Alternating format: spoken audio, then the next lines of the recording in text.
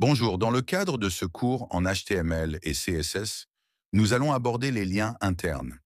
Un lien interne est un lien qui permet de créer des connexions entre les différentes pages d'un même site web. Avant de continuer, il est important de savoir qu'un site web peut être composé d'un ou plusieurs fichiers placés dans des dossiers différents. Imaginez que vous vouliez créer un site avec beaucoup de détails.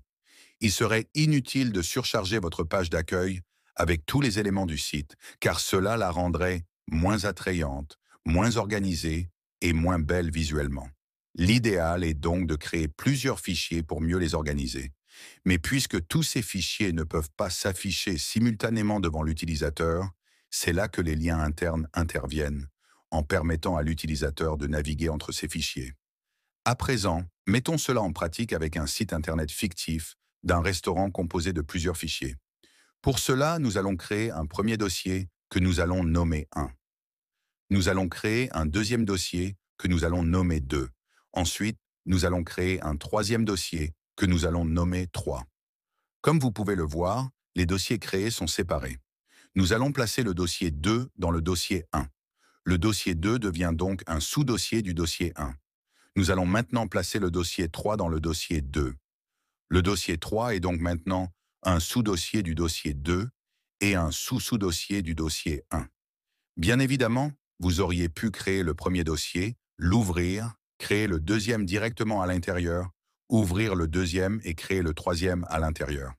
Je voulais simplement vous expliquer cela en détail. À présent, nous allons importer le dossier dans Visual Studio Code afin de l'ouvrir. Comme vous pouvez le voir, nous avons bien les noms de nos dossiers qui s'affichent. Lorsque vous imbriquez des dossiers, au moment d'ouvrir le dossier principal, tous les autres s'ouvrent également. Maintenant, nous allons créer deux fichiers HTML dans le dossier 1. Nous allons créer un premier fichier et le nommer Accueil. N'oubliez pas de terminer par l'extension .html pour que la page soit interprétée par les navigateurs comme une page HTML. Nous allons coller un exemple de code HTML d'une page d'accueil d'un restaurant à l'intérieur. Si j'affiche le résultat sur le web, vous pouvez voir à quoi ressemble cette page d'accueil. Ensuite, je vais créer un deuxième fichier HTML et le nommer menu.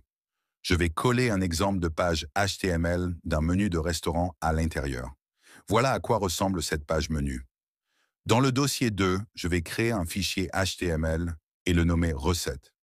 Je vais coller un exemple de page HTML de recette. Et voilà le rendu sur le web. Dans le dossier 3, je vais créer un fichier HTML que je vais nommer info. Je vais coller un exemple de page d'information supplémentaire d'un restaurant à l'intérieur. Et voilà le rendu. En résumé, nous avons créé un site web composé de 3 dossiers contenant 4 fichiers HTML. Quand je dis site web, vous avez compris. À présent, je vais ouvrir la page accueil. C'est logiquement la page sur laquelle l'utilisateur va arriver. Maintenant, le jeu consiste à créer des liens pour accéder aux autres pages. Dans le cas des liens internes, il y a 2 cas de navigation entre fichiers. Le cas numéro 1, c'est le cas où les fichiers sont dans un même dossier. Le deuxième cas est le cas où un fichier se trouve dans un dossier et le deuxième fichier se trouve dans un sous-dossier de ce dossier. Dans le cas du dossier 1, le fichier accueil et menu sont dans le même dossier. Pour créer un lien qui permet de naviguer d'un fichier vers un autre fichier contenu dans un même dossier, on écrit la balise des liens A, qui est la balise des liens vue dans le cadre des liens internes. Deuxième par défaut, l'attribut href va apparaître automatiquement. S'il n'apparaît pas automatiquement, il faut le noter obligatoirement. Cet attribut contient le chemin, le lien vers la page où on souhaite se rendre. Dans le cas des liens externes, la valeur href est un lien pour accéder à un site externe, mais pour le cas des liens internes, la valeur de l'attribut href est le nom du fichier vers lequel on souhaite diriger l'utilisateur. Puisque nous voulons diriger l'utilisateur vers la page menu en partant de la page accueil, il faut donc écrire le nom de la page menu, donc menu.html, comme valeur du href.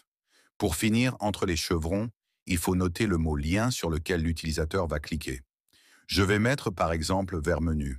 Si j'affiche le résultat sur le web, vous pouvez voir que le mot lien est bien présent, surligné et de couleur bleue par défaut, comme dans le cas des liens externes.